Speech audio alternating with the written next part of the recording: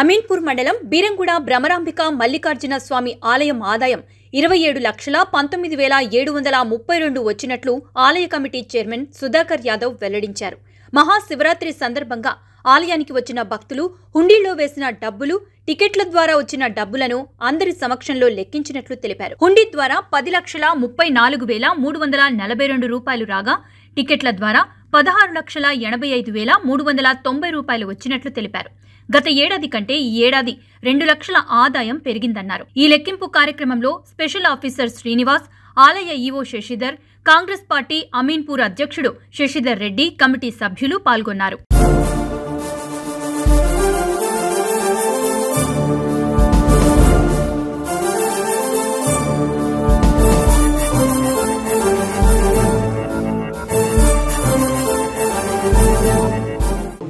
శివరాత్రి సందర్భంగా 5 రోజులు ఇక్కడ జాతర నిర్వహించడం జరిగింది. సుమారు 4 లక్షల మంది భక్తులు ఈ సందర్భంగా ఆలయాన్ని దర్శించుకున్నారు. కళ్యాణం కూడా అది రంగారంగ వైభవంగా జరిగింది. ఇక్కడ రథోత్సవం కార్యక్రమము, వసంతోత్సవం మొదలైన కార్యక్రమాలు ఘనంగా నిర్వహించబడ్డాయి.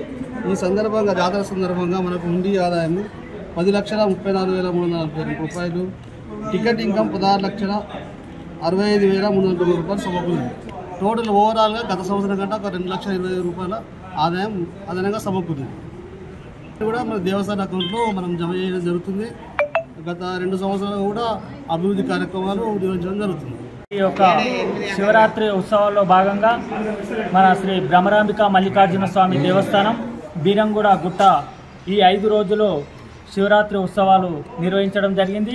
ఈ శివరాత్రి ఉత్సవాలలో భక్తులు అధిక సంఖ్యలో పాల్గొనడం జరిగింది.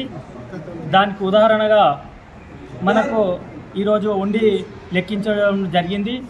ఈ ఉండి లెక్కింపులో మనకు గత సంవత్సరము 8,65,707 రూపాయలు వచ్చినుండే. ఈ సంవత్సరము 10,34,342 రూపాయలు వచ్చింది. అంటే గత సంవత్సరం కన్నా ఈ సంవత్సరము 1,75,000 రూపాయలు అధికంగా ఈ సంవత్సరం ఆదాయం వచ్చింది. అంటే భక్తులు ఈ సంవత్సరము అత్యధిక సంఖ్యలో పాల్గొన్నాడని చెప్పడానికి ఉదాహరణగా మరి ఈ యొక్క ఆదాయం, ఉండి ఆదాయము అత్యధికంగా రావడం జరిగింది. దానికి గాను మాకు ఈ సంవత్సరము ఈ యొక్క గుడికి టోకెన్స్, టికెట్స్ ద్వారా 16,25,390 రూపాయలు వచ్చింది.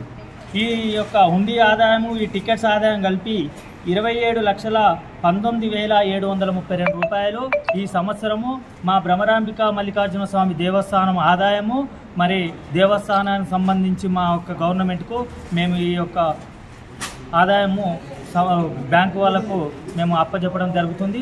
మరి ఇలాగే మేము వచ్చిన కొద్ది రోజుల్లోనే మాకు వచ్చిన కొత్తగా పాలక మండలి ఏర్పడిన తర్వాత ఈ వచ్చిన 5-6 రోజులలోనే మేము భక్తులకు ఎలాంటి అసౌకర్యం జరగకుండా భక్తులకు అన్ని విధాలుగా సహకరించుకుంటూ మరి ఈ యొక్క గుడికి ఆదాయం పెరిగే విధంగా మేము మా పాలక మండలి అందరం సహకరించి, వారితో పాటు మాకు ఈవో గారు అన్ని విధాలుగా మేము కొత్తగా వచ్చినందుకు అన్నీ మాకు దగ్గరుండి ఈ యొక్క కార్యక్రమాలు అన్నీ మా వెన్నంటే ఉండి చెప్పడం జరిగింది.